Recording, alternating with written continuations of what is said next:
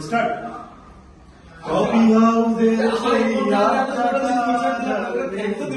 বাজার নেই, কোথায় হারিয়ে সোনার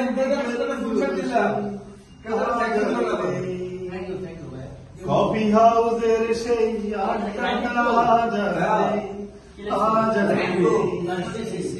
কোথায় হারিয়ে গেল সোনালি বিকেল গুলো সেই হাজার নেই।